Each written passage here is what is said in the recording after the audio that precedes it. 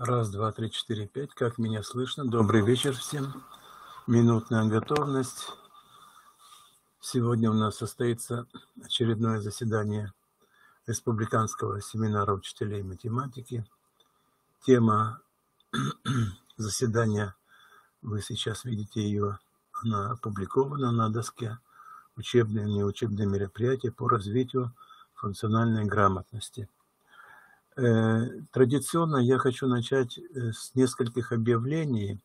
И прежде всего хочу показать, что на страничке, где размещаются материалы нашего семинара, а я бросил туда в настоящий момент ссылку на хронику наших заседаний, появился новый раздел, я хочу на него обратить ваше внимание, раздел, посвященный объявлениям, которые являются актуальными в данный момент. Регулярность работы нашего семинара один раз в 2 недели, то есть это мероприятия, которые в течение недели, может быть, 2 недель, может быть, месяц будут актуальными.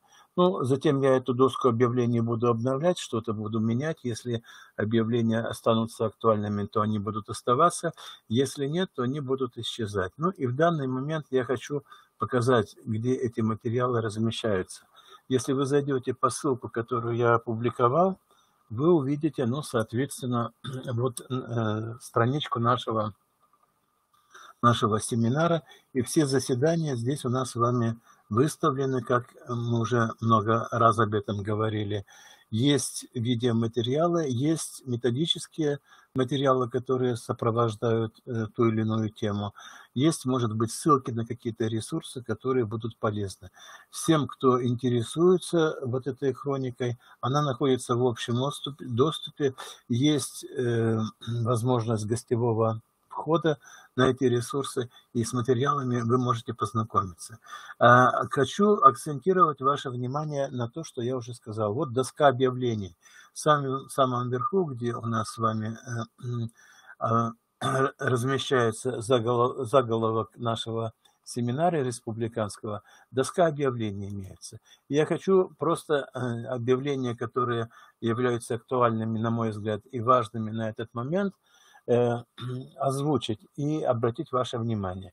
Первое, посмотрите, прежде всего здесь мероприятия, которые проводятся и могут быть интересны для учителей математики, может быть, кто-то еще информатику преподает, физику. Здесь есть где-то пересекающиеся вещи.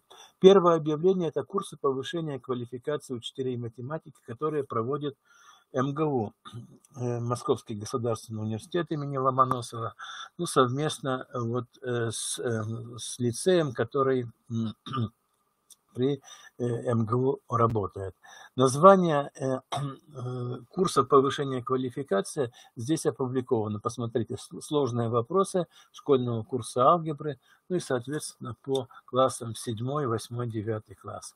Значит, я связывался с организаторами этих курсов. Они начнутся в марте месяце. Если у вас есть желание поучиться в Московском государственном университете, то я могу послать все материалы, которые нужны для этого, начиная от анкеты и заканчивая общим заявлением, которое нужно написать. К сожалению, цена очень высокая у университета Московского, 25 тысяч рублей на одного слушателя. Это очень, на мой взгляд, высокая цена. Не знаю, может быть, если вы напрямую выйдете на организаторов курса, ссылки я могу предоставить, может быть, там какие-то бонусы будут в том случае, если, скажем, от школы будет несколько учителей одновременно принимать участие в курсах. Но то, что в информационном письме содержится, цена вот такая, 25 тысяч рублей за одного слушателя. И количество, объем часов 72 академических часа предполагается. Из них 32 это лекционных, 32 самостоятельная работа, и 8 это часов это всевозможные итоговые испытания, которые предстоит выдержать, чтобы документ государственного образца получить. Второе объявление. Издательство «Экзамен» проводит серию мероприятий. Вот эти мероприятия, они все являются бесплатными. Но я так понимаю, здесь вряд ли может быть, полноценный документ о повышении квалификации можно получить. Но есть интересные, на мой взгляд, вопросы. Коллеги, обязательно посмотрите. Во-первых, это издательство «Экзамен» сейчас пропагандирует учебник физики, и тот, кто преподает одновременно, параллельно физику, там много авторов, Перышкин один из первых авторов, вот этот учебник теперь включен как бы в реестр, и он предполагает, что там присутствуют все элементы, которые нужны, и которые, может быть, не хватало, в частности, раздел функциональной грамотности, включен дополнительный. И там целая серия мероприятий, посвященных вот, экскурсии по новой редакции этого учебника физики. И там же есть материалы по математике, для учителей математики. 1 или 2 вебинара. Вот здесь, коллеги, посмотрите, есть ссылочка на соответствующий график. Он сделан в формате таблицы Excel. И мероприятия, которые будут проходить, они вот здесь все указаны. Март, начиная с 1 марта, и весь март вот здесь вот в таких вот вебинарах, встречах. Тут и учителя и начальных классов присутствуют. Вот математику вы видите, например, теория чисел на ЕГЭ по математике. Ну и, как я уже говорил, для учителей физики достаточно большой там спектр материалов представлен. Повторяю, вы можете зайти вот по этой ссылке и эти мероприятия все для себя отметить, в ваш календарь включить. Это второе объявление. Третье объявление – это график мероприятий по развитию функциональной грамотности. Я специально, коллеги, для вас тоже открыл те мероприятия, которые планируются провести у нас в республике на базе Республиканского института развития образования. Ну, на самом деле, вот эта программа, она очень большая, это на полугодие программа. Программа очень большая, но я из нее вычленил тот раздел, который относится к функциональной грамотности, а точнее к компонентам, которые относятся к математической грамотности и креативному мышлению. В основном вот эти разделы, красным цветом здесь выделены мероприятия, которые уже прошли, а все, что планируется еще провести в марте месяце, здесь тоже зафиксировано. Пожалуйста, можете за этим календарем тоже смотреть. На самом деле, если вы зайдете на сайт КИРИРО, то в раздел «Функциональная грамотность», то вы увидите развернутую программу. Я повторяю, я здесь уже сделал такую выжимку тех мероприятий, которые касаются конкретно развитию математической грамотности и креативному мышлению. Это третье, получается, объявление. Следующее объявление. У нас с вами планируется в рамках Института развития образования курс повышения квалификации учителей математики на 36 часов. Он называется «Совершенствование предметных и методических компетенций учителя математики». Цена там тоже, если вы будете как частное лицо, как физическое лицо, цена там относительно небольшая по сравнению, скажем, с курсом, который предлагает Московский университет. По-моему, чуть больше 2000. Ну, более точно вы можете найти вот по этой ссылке. Ссылочка прямо вас отправляет на страничку этого курса. Здесь вы видите аннотацию, здесь же будут условия, здесь же можно подать заявление на участие вот в этой программе. Программе курса повышения квалификации, совершения предметных и методических компетенций учителя математики. Курс рассчитан, повторяю, на 36 часов. Начало работы с 14 марта по 28 марта. Ну и последнее объявление – это связано с конкурсом, международным конкурсом по математике НГРУ «Математика для всех». Прием заявок заканчивается 1 марта. На сайте конкурс.коми.ру в электронном виде можно подать заявки.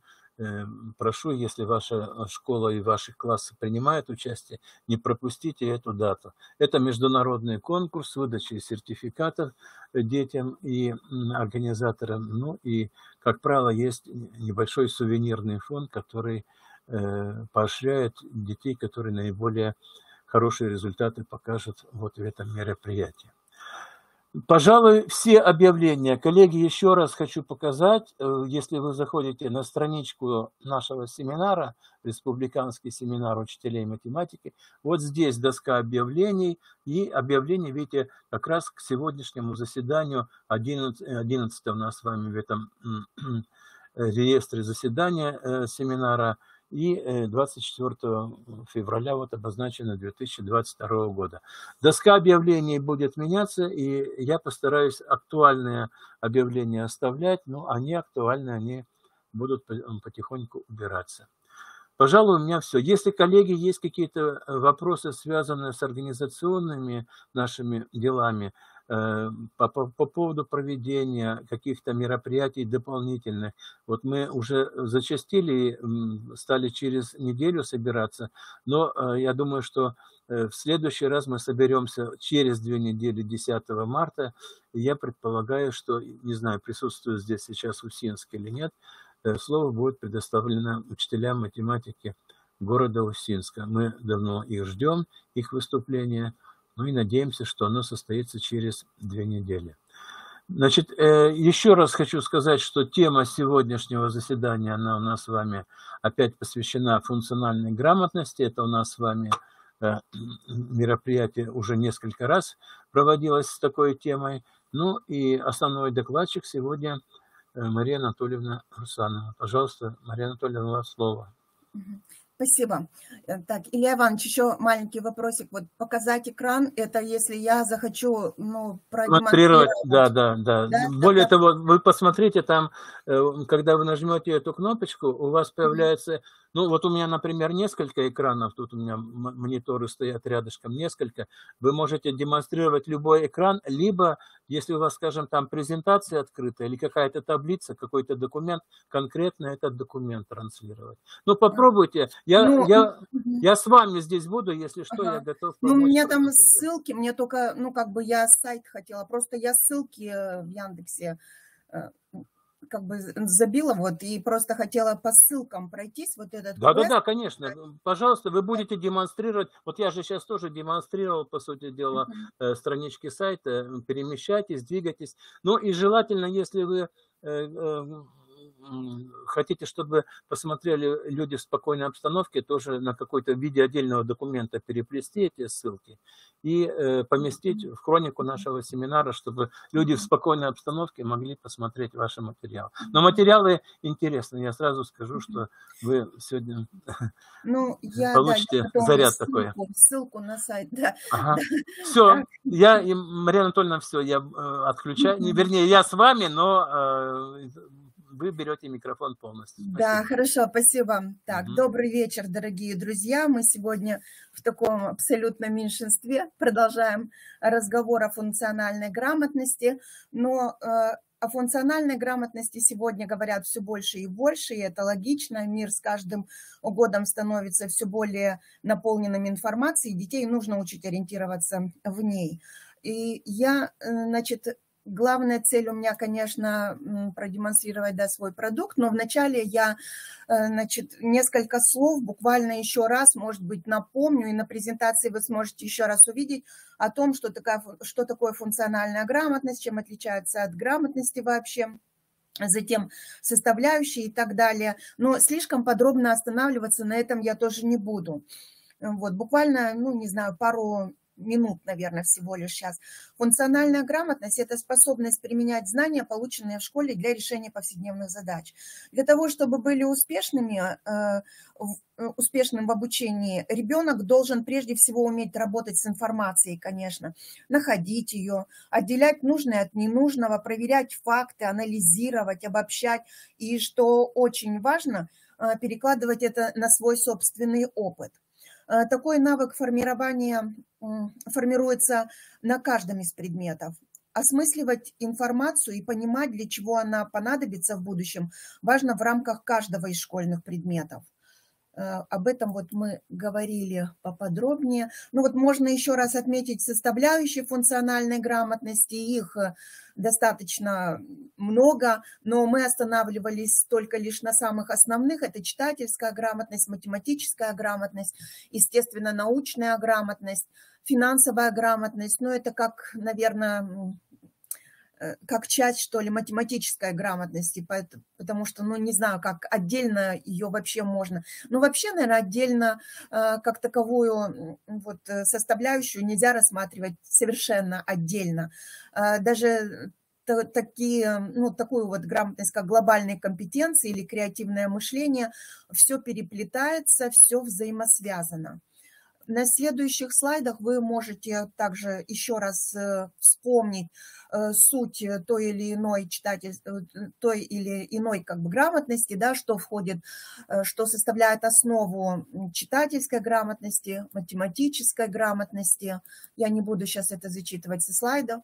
Естественно, научная грамотность, глобальные компетенции, креативное мышление и финансовая грамотность. Я остановилась, сделала выдержки именно на этих видах, на этих составляющих, потому что у меня непосредственно то, что я вам буду демонстрировать, значит, свой продукт, как бы в основном вот это вот все переплетено. Так, ну, развитие функциональной грамотности – это межпредметная основа и метапредметный результат. То есть невозможно формировать функциональную грамотность в рамках одного какого-либо предмета, как было уже сказано не раз. Ну, например, если взять финансовую грамотность, то ее результат зависит от уровня читательской и математической грамотности. Можем еще раз отметить особенности заданий для формирования и оценки функциональной грамотности. Это задачи, поставленные вне предметной области, решаемые с помощью предметных знаний. В каждом из заданий описывается жизненная ситуация, как правило, близкая и понятная учащемуся. Контекст заданий близок к проблемным ситуациям, возникающим в повседневной жизни. Ситуация требует осознанного выбора модели поведения. Вопросы изложены простым, ясным языком. Требуется перевод с обыденного языка на язык предметной области. Используются разные форматы представления информации в виде рисунков, таблиц, графиков, диаграмм, комиксов и так далее. Вот. Но я решила не останавливаться вообще на урочной деятельности, так как, ну, как бы на первой и на первых двух заседаниях было достаточно подробно рассказано и как конструировать эти задачи, и типы заданий, которые можно применять на уроках. В частности, мы рассматривали математическую грамотность, поэтому я решила остановиться на внеурочной деятельности. Внеурочная деятельность – это часть основного образования, которое нацелено на помощь педагогу и ребенку в освоении нового вида учебной деятельности. Она способствует расширению образовательного пространства, создает дополнительные условия для развития учащихся. Внеурочная деятельность, как и деятельность обучающихся в рамках уроков, направлена на достижение результатов освоения основной образовательной программы. Но в первую очередь это достижение личностных и метапредметных результатов. Это и определяет специфику внеурочной деятельности, в ходе которой обучающимся не только и даже не столько должны узнать, сколько научиться действовать, чувствовать, принимать решения. Если предметные результаты достигаются в процессе освоения школьных дисциплин, то в достижении метапредметных, а особенно личностных результатов, например, ценностей, ориентиров, потребностей, интересов человека, удельный вес внеурочной деятельности здесь гораздо выше, так как ученик выбирает ее, исходя из своих интересов, мотивов. Занятия внеурочной деятельностью помогают решать такие задачи, например, эмоционального, нравственно-этического воспитания. Это и труд, и творчество, и новые открытия, и удовольствие, и самовоспитание. Ну и вот я для себя, конечно, форма... Так, сейчас. Ну да, здесь вот формы тоже прописаны немножечко, видно. То есть разные формы внеурочной деятельности мы знаем с вами и применяем, но я решила остановиться на одной из форм внеурочной деятельности. Это квесты, квест-игра. Так. Ну, квест, что такое квест? Квест-игра – это одно из интересных средств направленных на самовоспитание и саморазвитие ребенка как личности творческой, физически здоровой, с активной познавательной позицией. В чем состоят особенности квест-игры? Квест сочетает в себе развлечение и образование, а скучные факты и цифры из учебников превращаются в захватывающие приключения, которые ребенок может пережить здесь и сейчас. Основа квеста – это эмоции его участника, а формат его основывается на том, что максимально увлекаясь и сконцентрировавшись во время игры, он лучше запоминает тот материал, который требует активной умственной работы и с которым человек лично взаимодействует. Квесты имеют свою уникальную структуру, способствуют достижению определенных целей, решению различных дидактических задач и обладают методическим потенциалом. Например, развитие читательских компетенций, развитие творческого потенциала, развитие коммуникативных умений, развитие навыков информационной деятельности. Я разработала такую квест-игру, называется «Дорогу осилит идущий». Данная игра имеет актуальность, то есть она актуальна, так как она поможет учащимся не только ориентироваться в таких ситуациях и находить, сравнивать варианты решения возникающих проблем, их последствия, не бояться трудностей. Эта игра будет полезна, кроме самих учащихся,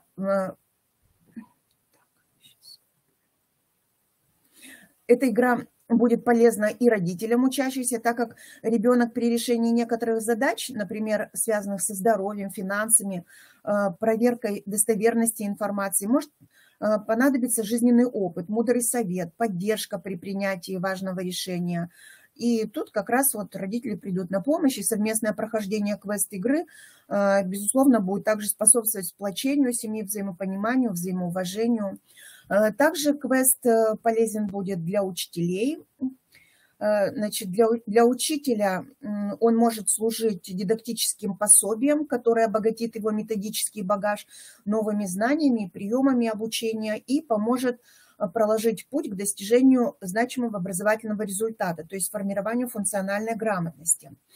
Кроме того, эта методическая разработка, то есть этот квест, данный квест именно, то есть который я сейчас представлю, имеет актуальность, так как он имеет национальный региональный компонент, который предусматривает возможность введения содержания, связанного с традициями региона. Он отвечает потребностям и интересам народов нашей республики и позволяет организовать занятия, направленные на изучение природных, социокультурных, экономических особенностей региона, национального родного языка и национальной литературы. К тому же данное мероприятие я приурочила, посвятила столетию Республики Коми, которое республика отметила в августе 2021 года. Так, значит, цель этого квеста – это создание квеста как обучающей модели, способствующей использованию знаний, умений и навыков, полученных на уроках в школе, в ситуациях, которые могут нам встретиться в жизни. Ну вот, значит, квест-игра называется «Дорогу осилит идущий». Игра создана в бесплатном приложении cities.google.com, которое взаимодействует с любыми браузерами и не вызовет проблем у обучающихся. Ну, может быть, это не настолько как бы красивый такой сервис, но, по крайней мере, ну, я взяла самый простой, чтобы и самой не было слишком сложно, и чтобы можно было встраивать различные еще конструкторы, там, сервисы, чтобы задание преподнести. Поэтому ну, вот выбор пал на это приложение. Формат и содержание игры универсальны, так как игра может быть использована как во внеурочной деятельности, на классных часах, так и на уроках математики. Но я определила возрастную категорию 6-8 классы, так как задания, которые я предлагаю здесь, ну, порой для меня они кажутся достаточно простыми. То есть любой шестиклассник, в общем-то, способен с такими заданиями справиться. А вот сам формат порою представления вот этих задач, ну, несколько даже, может быть, сложнее, что ли, загадочнее, чем сами задания, поэтому, ну, вот с 6 по 8 класс она будет интересна, хотя мне кажется, что она интересна будет и более старшим ребятам. Кроме того, данный материал может быть полезен не только учителям математики, но и учителям по другим предметам. Ведь математическая грамотность является неотъемлемым компонентом и значимым фактором развития функциональной грамотности в целом. В ходе игры участники учатся использовать знания, полученные на уроках в школе, в ситуациях, которые могут встретиться в жизни. Ну, вот дальше у меня, конечно, там сделаны скрины страничек, но я думаю, что, может быть, лучше... Я попробую сейчас, по крайней мере, выйти на сайт игры. Игра у меня опубликована на моем персональном сайте. Ее легко найти там. Вот. И, в общем-то, каждый из вас может воспользоваться. Так, значит, что я должна сделать? Показать экран. Так, тогда что? Весь экран, окно. Это вкладка Яндекс браузера. Вот, наверное, сейчас. Так, делиться. Ну, вот, я сейчас чат не вижу. Я не знаю, как бы видите ли вы. Может быть, кто-то через микрофон скажет, все ли получилось, потому что я тут теперь, не знаю, у меня теперь на экране мой сайт. Ага, вот, да, нет, я увидела, ага, в чате. Ага, все, спасибо. Так, значит, вот на этом сайте, сайт математику, мой персональный сайт, здесь во вкладочке «Дорогу осилит идущий», квест-игра. Вот я немножечко сначала пройдусь по этим страничкам, как бы покажу, что как там. Конечно, всю игру полностью я не буду вам здесь рассказывать и демонстрировать все задачи, потому как это надолго будет. И, ну, не совсем интересно будет, если вы захотите познакомиться ею отдельно, персонально. Значит, условно игра состоит из 5 этапов. Здесь есть такая менюшка, по которой можно ходить, и здесь, ну, как бы друг за другом выстроены вот эти вот этапы импровизированные. Можно по менюшке не ходить, можно просто прокручивать. И, ну, будет периодически понятно, что где будет ссылочка работать, значит, там переход на следующий этап идет. Значит, ну... Игра имеет легенду, то есть некий человек, некий любознательный гражданин отправляется в путешествие. И здесь такая предыстория написана. Значит, это как первый этап, отправляемся в путешествие. Давным-давно один любознательный гражданин, назовем его следопыт, путешествуя по широким просторам своей великой родины, услышал о том, что есть на земле удивительный край, республика Коми. Решил путешественник посетить его, купил билет на поезд и стал готовиться к поездке. Войдя в свою комнату, следопыт обнаружил на столе записку. «Дорогой друг, ты собираешься в дальнее путешествие, но прежде чем ты сядешь в поезд и отправишься к получению новых впечатлений, подготовься, почитай литературу. В этом тебе поможет подборка книг, размещенная на книжной полке твоей комнаты.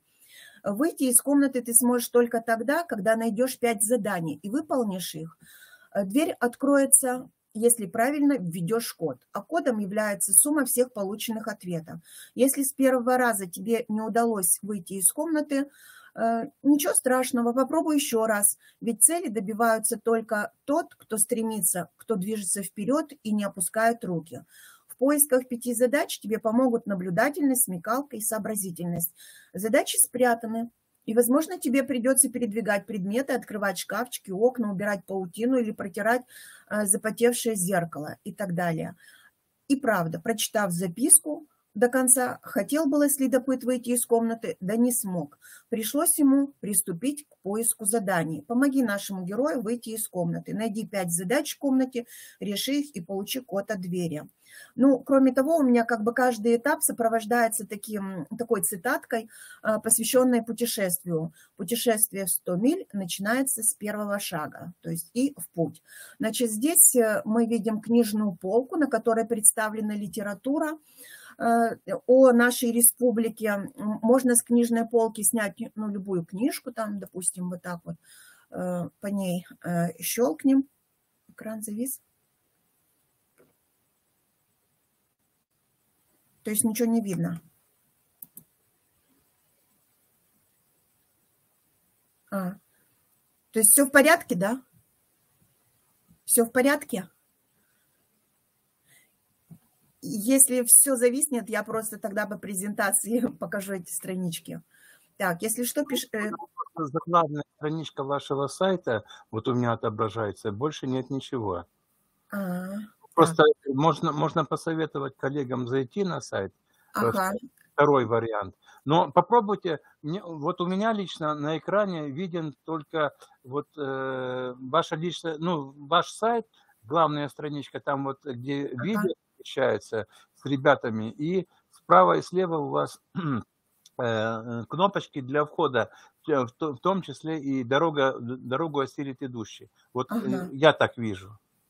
Ага, значит, ну, смотрите, сейчас я тогда... Попробуйте подвигаться, может быть, либо, может быть, у вас соскочило вот с демонстрации экрана. Еще раз попробуйте зайти и выйти, и, может быть, тогда получится. Сейчас я сначала... Так, сейчас это... нет, это не то. Я хотела просто ссылку на сайт сейчас еще.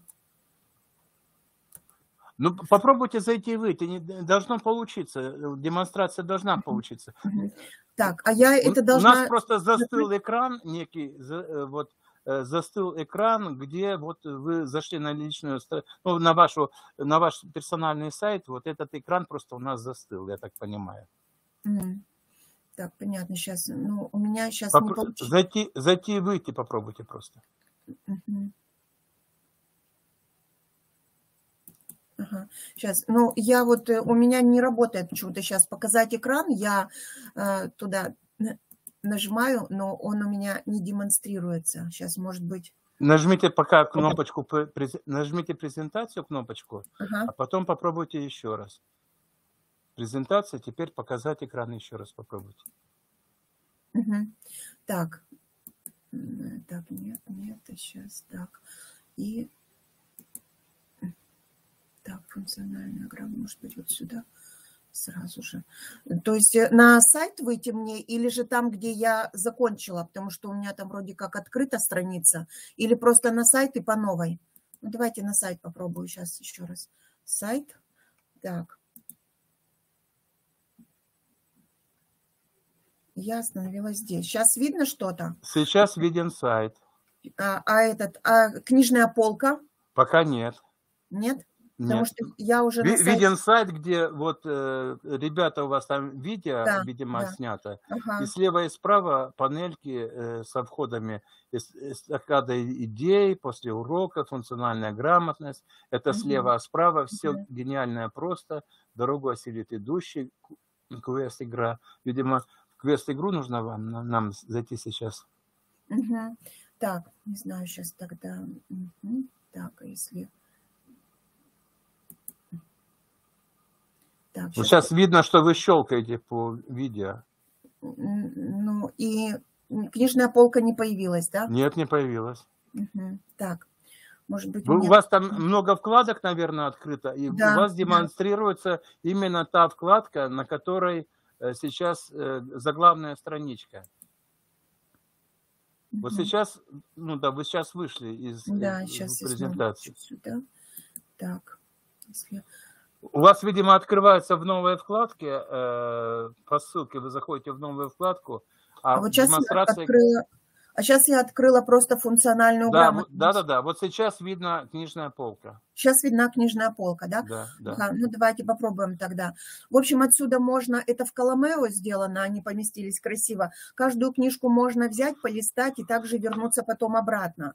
Значит, вот я тогда... Вот комнату. Сейчас я демонстрирую комнату. Да, видна комната. Видна комната. То есть вот в этой комнате они должны найти 5 задач. Здесь они нажимают, здесь все двигается, вот они смотрят, ничего вроде бы как нету. Паутину раз, и написано, за паутиной что-то есть. Потом матрешка. В матрешке лежит записка, но прочитать ее невозможно, шрифт слишком мелкий. Потом, значит, ну, шкафчики не открываются. Вот здесь мы видим, шкафчик открылся, и там появились какие-то предметы. Предметы надо собрать, они пригодятся. Вот здесь еще спрятан один предмет. Ну, это, конечно, сложно, как бы бывает, да, но должен ребенок догадаться, то есть ученик должен догадаться. Затем пробуем, здесь у нас все улетает, и здесь мы видим записку. И вот в этой записке мы читаем задачу. Мы читаем задачу, ну, не задачу, а вопросы. То есть вопросы, они связаны как раз с информацией, которую ребенок получит, ну, почитав хоть что-то о Республике Коми. То есть не обязательно с этой книжной полки, а вообще как бы, ну, вообще предполагается, что да, то есть формирование читательской грамотности происходит, он что-то берет, читает, узнает, и потом он читает вопросы, и как, ну, небольшая такая викторина. И там написано, например, ну, ответ содержит, значит, вопрос содержит ответ, и нужно там либо цифру, либо число, либо посчитать, сколько букв в этом слове, то есть в правильно отгаданном слове, и это будет служить как бы первым кодом. Затем, например, вот спрашивается, что здесь, да, вот мы открываем предметы, допустим, мы берем метелку, и вот метелка нам сметает паутинку, здесь мы опять находим задачки. Решаем задачки, отвечаем, здесь, ну, чисто по викторине. Тут вторая задачка, то есть я 3 задачи уже нашла. Затем, вот с матрешкой что-то было, с матрешкой, смотрим сюда в предметы, лупа, там было написано, что шрифт мелкий, невозможно прочитать. Значит, вот, пожалуйста, читаем здесь задачку. Затем, так, что у нас еще было? Там еще была тряпочка какая-то. Вот, тряпочка, но, может быть, это вот окно запотело, вот здесь вот на окне опять у нас задачка, вопросик такой. Вот, все. Ну и затем мы нажимаем код, вот, ввести код, и, соответственно, правильный код, он, значит, выходит там музыка или там хлопки, там все правильно, все здорово. Но квест построен таким образом, что как бы я не исключаю, что это очень сложно бывает сориентироваться, найти все это. Поэтому, чтобы совсем не загонять как бы человека в тупик, ребенка, то есть не дать ему возможность дальше что-то узнать, познакомиться, то есть не закрыт квест, то есть, ну, не получилось. И как написано в пояснительной записке там, что, значит, не отчаивайтесь, можно еще раз вернуться, тем более, что по меню можно возвращаться назад, это как бы не закрыты вот эти вот этапы. Вот. Но, тем не менее, то есть если там есть последний этап, когда проверь себя, вот там есть все ответы, все разгадки, и поэтому это тоже, ну, в принципе, будет играть какую-то роль, какую-то пользу принесет. И вообще сам формат с этой таинственной комнатой, как бы он, ну, разогревает как бы любопытство, интерес. Здесь можно сказать о формировании креативного мышления, я бы сказала так. Вот. Далее, значит, он отправляется в путь. После этого он смог выйти из комнаты, и он отправляется в путь. Вот здесь опять такая предыстория. В поезде было уютно, тепло. Довольно долго следопыт находился под впечатлением о прочитанном. Он думал о том, как же интересно открывать для себя новое. Дорога ему предстояла дальняя, и решил следопыт времени не тратить даром и продолжить изучение Республики Коми. Тем более попутчики в купе были разговорчивыми и интересными. Предложил следопыт им окунуться в мир чисел. Попробуй и ты выполнить те же самые задачи. Тут есть вот вкладочка «Выполнить задание» можно здесь, а можно переход на следующий этап. Первый день в пути. Вот здесь опять цитата идет. Путешествовать необходимо тем, кто учится. Ну, такие мотивашки своего рода. Вот. Здесь опять идет небольшая информация. То есть можно прочитать еще раз о Республике Коми. И это все не случайно. То есть это не просто какая-то информация, которая, ну, не пригодится. А все взаимосвязано и все связано с последующими задачами. Идут ссылочки. То есть можно что-то для себя отметить, какие-то познавательные, опять-таки, моменты, значит, по ссылочке пройти, вернуться назад. И здесь есть подсказочки, написано тоже. После того, как прочтете 15 интересных фактов о Республике Коми, вернитесь на эту страницу и продолжите игру. Так, Вот, и здесь дальше задачки идут, простая арифметика. Задачи, отчасти задачи, ну, я могу сказать, что авторские, потому что я воспользовалась официальными сайтами, где взяла статистические данные о нашей республике и прочие там вообще интересные задачи, как он когда-то куда-то на поезде отправляется, то есть вид транспорта выбирает, и билет как купить. Ну, это на официальных сайтах РЖД и автобусных всяких сайтах взяты информация и составлены задачки. Ну и вот здесь вот, так, здесь задачу, наверное, я не смогу прочитать, потому что она в самом онлайн-тест-пад здесь создана в онлайн-тест-паде. Вот задачка. И чем, значит, вот это хорошо? То есть, во-первых, когда мы в комнате, в таинственной комнате в этой решаем задачки, то, вводя код, мы понимаем, правильно или неправильно, мы отвечаем на вопросы. То есть у нас есть обратная связь. Когда мы решаем вот эти задачи, здесь выполненные, например, в онлайн-тест-паде, то система сама выдает ему, насколько он справился, и можно посмотреть правильные ответы. То есть, ну, это как бы обратная связь есть, и ребенок всегда может почерпнуть для себя массу полезной информации.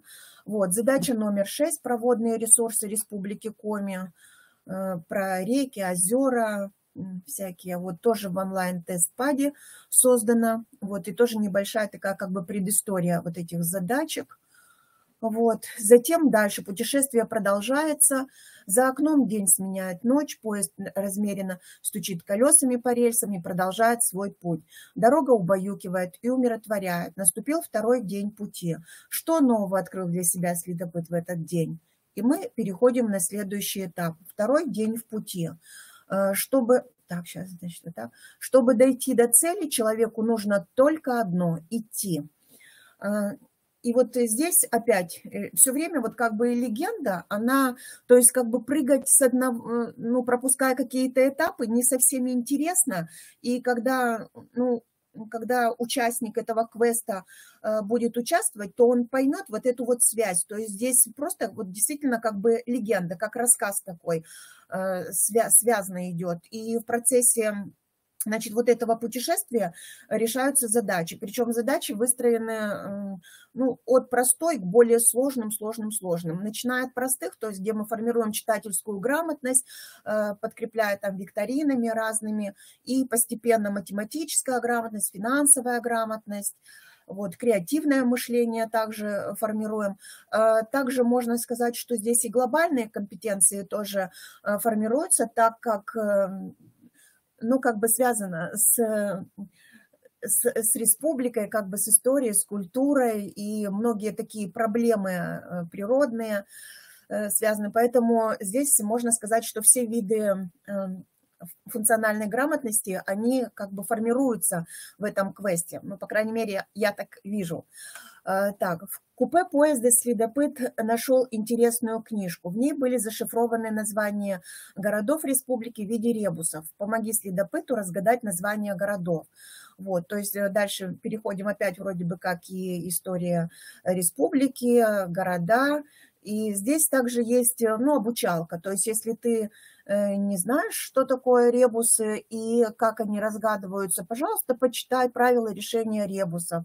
И задание номер 7, значит, разгадывание ребусов в программе, в сервисе, в конструкторе Learning Apps, в котором тоже сразу будет понятно, правильно или неправильно он разгадывает. Так, значит, вот, значит, дальше, следуем дальше. Ну, я вот, конечно, так вкратце все это коротко рассказываю. На самом деле, если вы попробуете пройти, то очень даже интересно. Дальше знакомство с самим городом. Путешествия лишают тебя дара речи, а потом превращают в лучшего рассказчика. То есть речь о том, что он попал в город Сыктывкар, и он гуляет по нему, ходит по музеям, по улицам, он любуется, он очарован как бы нашей архитектурой города. Вот. И в связи с этим потом также задание в связи с архитектурой. Геометрические тела в архитектуре города Сыктывкара. А ты когда-нибудь обращал внимание на здание своего города с точки зрения геометрии? Попробуй это сделать сейчас, пройди тест. Значит, здесь тоже онлайн-тест ПАД. Здесь, значит, фотографии с различными зданиями, архитектурными сооружениями нашего города, и предлагается на соответствие выбрать, какие многогранники, какие геометрические пространственные тела присутствуют в здании, в том или ином здании. Значит, вот и следующее задание также по городу Сыктывкару: симметрия в архитектуре. Learning Apps конструктор. Значит, здесь рассматриваем осевую симметрию, центральную симметрию, где-то в каких-то зданиях центральная и осевая, но также говорим о том, что кроме симметрии существует частичная симметрия, асимметрия и диссимметрия. Вот, и предлагается ему тоже сопоставлением, значит, расположить вот здесь вот что, чему соответствует, где какой вид симметрии. Так, погуляв немного по городу, посетив почти все музеи города, а их оказалось немало, музеи искусств, заповедники, краеведческие, изобразительных искусств, ну и так далее перечисляются, больше всего следопыту понравился Национальный музей отдел природы. Заинтересовал его рассказ экскурсовода про природу края, его заповедники и памятники природы. Недолго думая, решил следопыт отправиться в путь в поисках новых приключений, только теперь уже в заповедные места республики Коми, а прежде им очень захотелось поделиться своими впечатлениями с друзьями, которые проживают во Владивостоке. Он решил немедленно позвонить им по телефону, но вдруг призадумался, а удобно ли это делать сейчас, ведь Сыктывкар, Владивосток, да, находятся достаточно далеко друг от друга. Если сейчас в Сыктывкаре уже вечер, то может ли он позвонить сейчас во Владивосток? Вот. Ну и тут задача в связи с этим про часовые пояса. А ты как думаешь, удобно ему будет звонить в это время друзьям? Ну и так предлагается здесь две задачки. Значит, опять-таки работа не с графиками, а значит, с таблицами, с картами, вот, с картами, где отмечены, то есть умение работать с картой, где отмечены здесь часовые пояса, сколько плюс времени по сравнению с Москвой, значит, и предлагаются две задачи. Чему равна разница во времени между городами Сыктывкар и Владивосток? Это, как там было написано, что задача номер 10 и номер 11, две задачи, вот задача номер 10. И учитывая эту разницу, ответьте еще на один вопрос. Во сколько должен и может позвонить следопыт своим друзьям, чтобы его звонок приходился на промежуток времени с 10:00 до 18:00?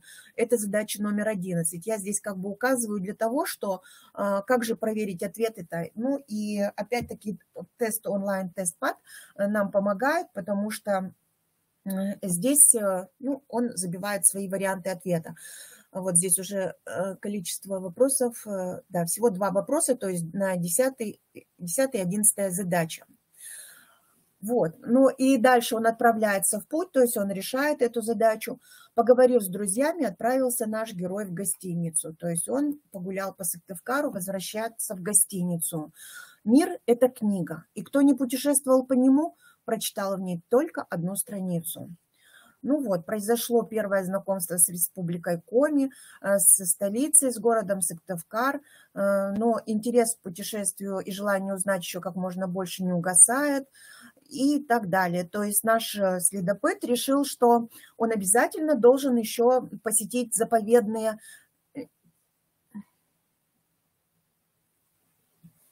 Так...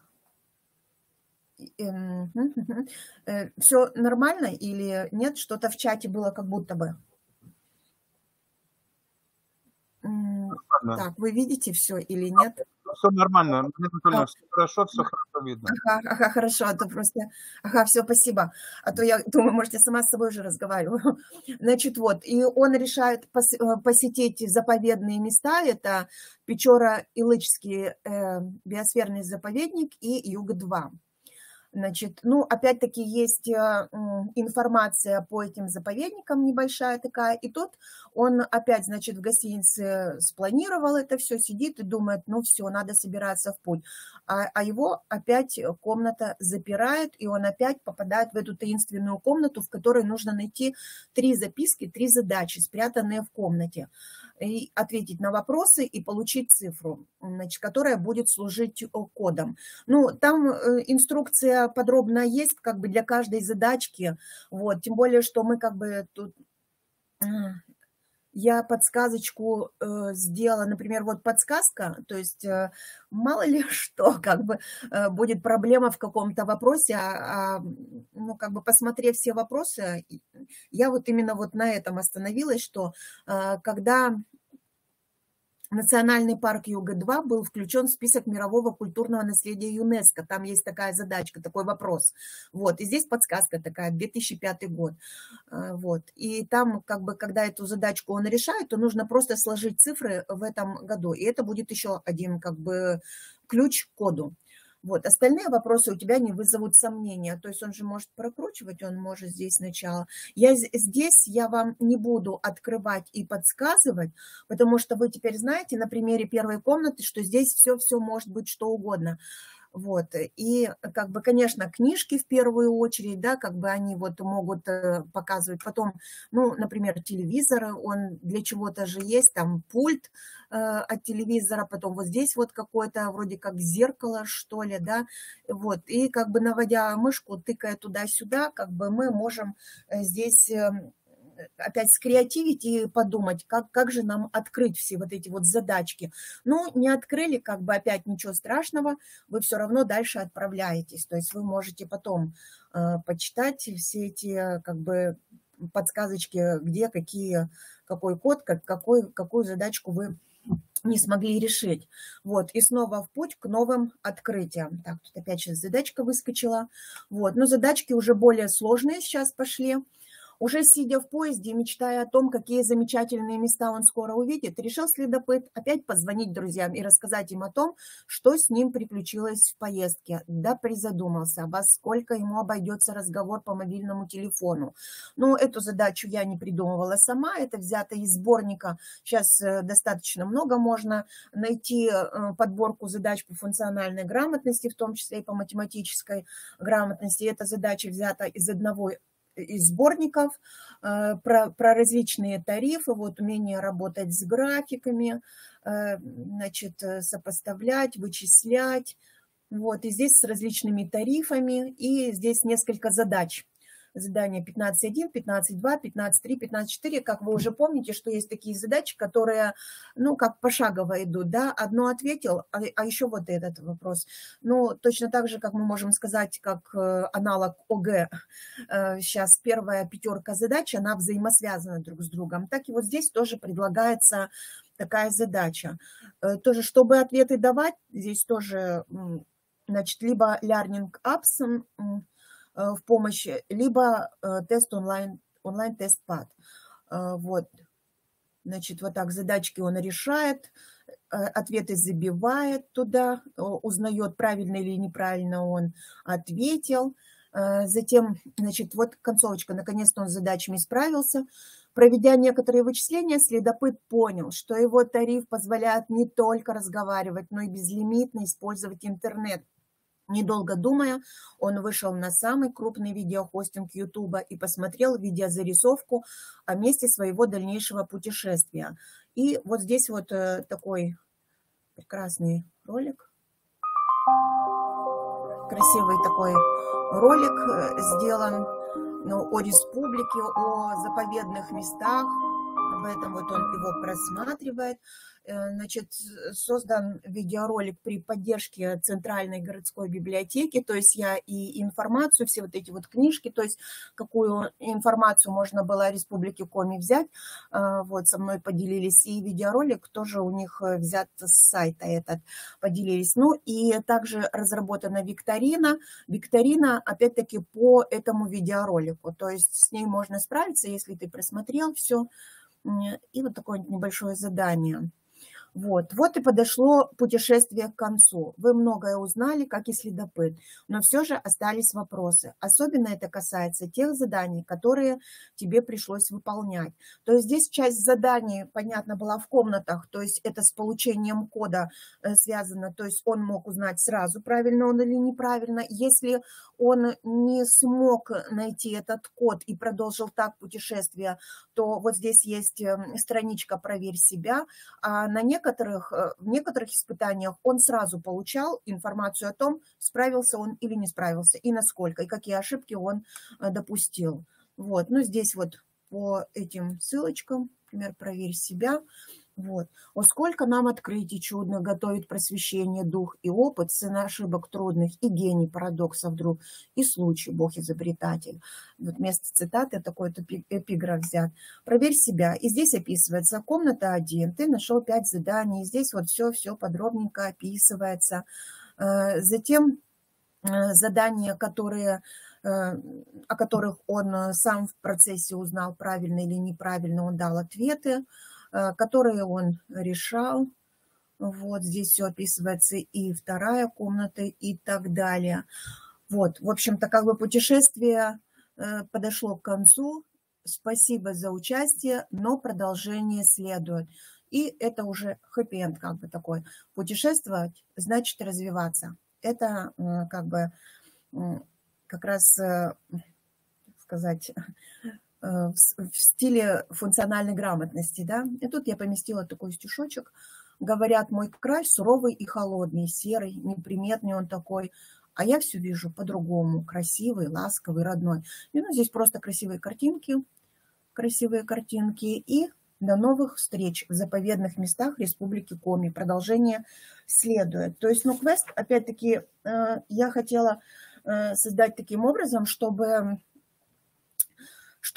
ну, как бы проходя его, то есть дойдя до последнего этапа, ну, как бы человек, который проходит, участник, чтобы ему хотелось дальше какого-то продолжения, какого-то дальше развития событий, чтобы его, ну, как бы захлестнула вот эта вот история сама. И как бы, и не только как бы вот этим руководствовалась, то есть чтобы... Так, сейчас я вот это вот, наверное, сейчас выключу, да? Так. Ага, сейчас. Презентация. Вот так вот включу.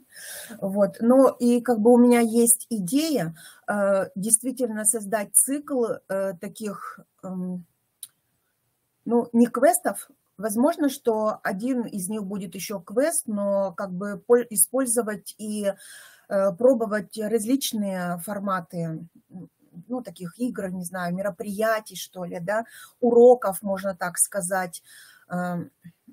И первым продолжением будет это по заповедным местам как раз, а потом даже, ну, как бы хотела в тематику, военную тематику, то есть в стиле патриотического воспитания. Вот. Функциональная грамотность здесь везде очень хорошо, успешно ложится. Вот. Но, так, как бы так, вот так вот на эту. Вот, значит, как бы, если по этапам, даже, ну, несмотря на то, что как бы очень быстро я там старалась это все прокомментировать, вот, то есть все равно сложилось, наверное, впечатление, и понятно, что на первом этапе прежде всего мы формируем читательскую грамотность. Кроме того, там приходится проявлять уже смекалку, то есть креативное мышление. Ну, математическое здесь как бы, если только совсем в простом варианте, там, где нужно сложить цифры какие-то, да. Второй этап – это уже формируется и математическая грамотность наряду с читательской. Все равно читательская грамотность, она на протяжении всего квеста как бы у меня проходит вот красной линией тоже. Да, и нельзя, наверное, говорить о формировании математической грамотности, не говоря о читательской грамотности, не формируя, не развивая читательскую грамотность. Вот, в общем-то, как бы здесь же, можно сказать, и в некоторых задачах проходит, естественно, научная грамотность, ну и также вот глобальные компетенции. Ну, в общем-то, как бы я немножечко вот так вот, я вам советую, вы можете пройти, что использовала, значит, комнаты, созданные в сервисе-конструкторе. Это Liarnis, образовательная платформа, такая направленная на развитие цифрового обучения в школах России. То есть это российского производства. Она частично платная, но она позволяет 5 вот этих комнат, 5 квест-комнат создавать бесплатно. Ну, если, в принципе, как бы всегда можно как бы обмануть систему, каким образом, то есть ничего нету вечного, то есть я создала 5 комнат, потом, ну, поигрались, как говорится, поработали, потом можно их удалить, и тогда у меня в бесплатном доступе снова 5 комнат есть, вот. И если мы хотим как бы на сохранение, то нужно тогда уже, ну, платить, вот. Потом, значит, задания всего лишь в 2 конструкторах созданы, это Learning Apps и онлайн TestPad, тоже самые простые, как бы, и такие доступные, бесплатные и ученикам понятные, которые позволяют сразу отслеживать как бы эффективность своей работы, что ли, правильность выполнения заданий, посмотреть ошибки и прочее. Вот. Ну и я говорю, что уже сказала, что при методической поддержке Центральной городской библиотеки, которые поделились со мной, опять-таки, информацией такой, вот, то есть тоже развивают читательскую грамотность свою. Вот, сама при работе над квестом сама узнала очень много нового и о нашей республике, вот, и о функциональной грамотности в том числе. И самое главное, что теперь хочется ехать путешествовать не в Европу, а в ЮГ-2. Ну, у меня вот, в общем-то, все по сегодняшнему выступлению. Хотела просто продемонстрировать. Мария Анатольевна, Да. наверное, имеет смысл вот здесь в чате бросить еще раз ссылку на ваш сайт, чтобы могли люди посмотреть. Ага. Установки. Ага, сейчас. В чате. Ну и, коллеги, у нас с вами видео хранится, и, наверное, презентацию мы тоже загрузим в материалах нашего сайта, где хроника семинара нашего размещается. То есть все методические материалы, все ссылки, которые мы используем, они обязательно у нас с вами будут на страничке семинара нашего. Вот, это ссылка на мой сайт, но там я показала. Кроме того, на моем сайте я сделала подборку вообще по функциональной грамотности. Я там материал, где нашла на просторах интернета, так сказать, да, я не выдаю его за свой материал, но сборники задач различные, там как бы надерганы очень хорошо и презентации, и с вебинаров с наших, поэтому, ну, я думаю, что полезную информацию можно будет найти. Так, все, у меня все. Если есть вопросы, Мария Анатольевна, пожалуйста, можно задавать. Значит, адрес электронной почты тоже можно, наверное, Мария Анатольевна, оставить на всякий случай. Вдруг кто-то к вам обратится за помощью или, может быть, попросит ваши материалы какие-то использовать, взаимствовать. Я же не думаю, что мы будем препятствовать друг другу. Нет, конечно, я с удовольствием всем делюсь. Угу. На всякий случай тоже адрес электронной почты оставьте в чате. Да, чтобы... я сейчас, ага. Угу. Ага. Сейчас я напишу.